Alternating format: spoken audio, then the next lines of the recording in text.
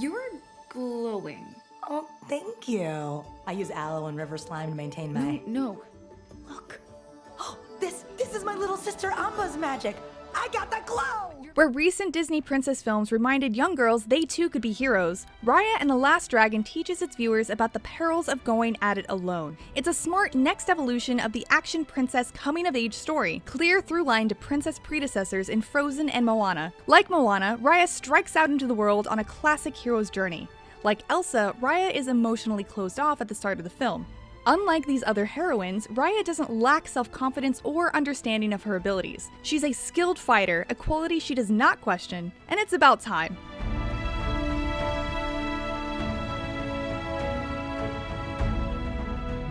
Raya and the Last Dragon, Disney's first film starring a Southeast Asian princess, establishes its own lore. The once prosperous land of Kumandra used to be brimming with dragons, creatures whose existence was tied to water and life itself. When the villainous Droon attacked, an enemy capable of turning all to stone, dragons fought to defend themselves and humans alike.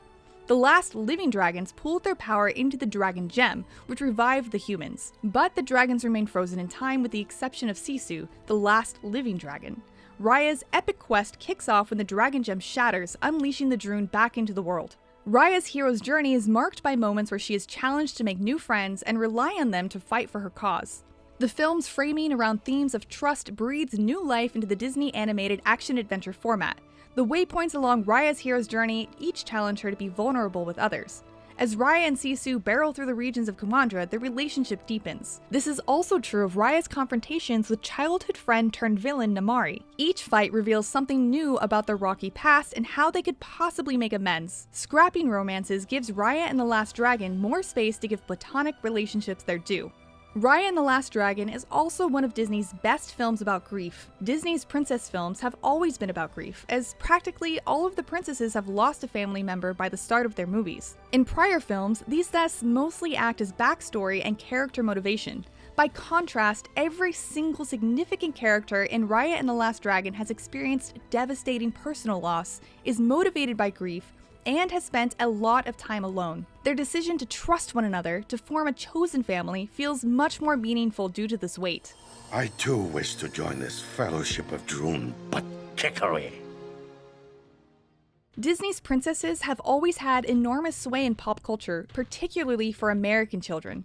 Raya and the Last Dragon will give Southeast Asian girls not one, but two princesses. Before this, young Asian American Disney fans had Mulan, which Raya and the Last Dragon effectively plays homage to without feeling recycled. Of course, this movie is debuting to an audience with higher expectations around cultural representation than those who grew up with Mulan.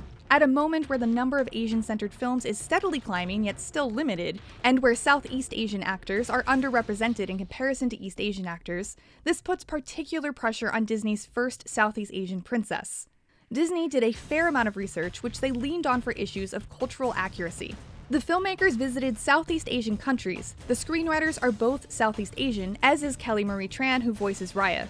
But the fact that most of the other voice actors are East Asian and that Kumandra is a fantasy world drawing from a number of different countries in a larger region, the film risks blurring cultural references to the point where they become unrecognizable or incoherent to the people who expected to identify with the movie. It's a fine line to tread. The idea that any one film, even if it meets the highest standards of research and casting, could capture Southeast Asia already falls apart. There is no single identity, as Southeast Asians aren't a monolith. And like Mulan, this film mostly reads as distinctly American, with jokes about things like working on group projects at school that feel a bit out of place in a world that is supposedly fantastical. Have you ever done like a group project, but there's like that one kid who didn't pitch in as much, but still ended up with the same grade? We're doomed.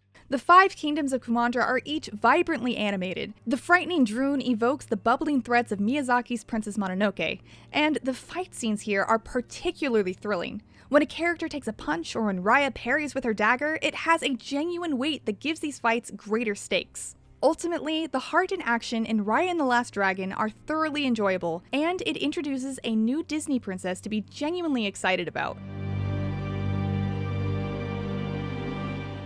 Raya and the Last Dragon is a beautifully animated, action-packed hero's journey and a great next evolution of Disney's modern-day princess films. Where princesses like Moana and Elsa spent their films learning to trust in their powers, Disney's first Southeast Asian princess Raya is already an excellent fighter, capable of besting even the strongest of warriors, including her nemesis and fellow princess Namaari.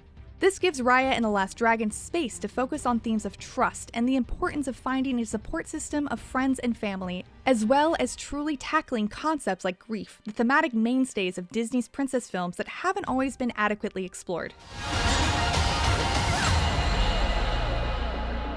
For more movies coverage, including all our exclusive first looks from FanFest, keep it locked on IGN.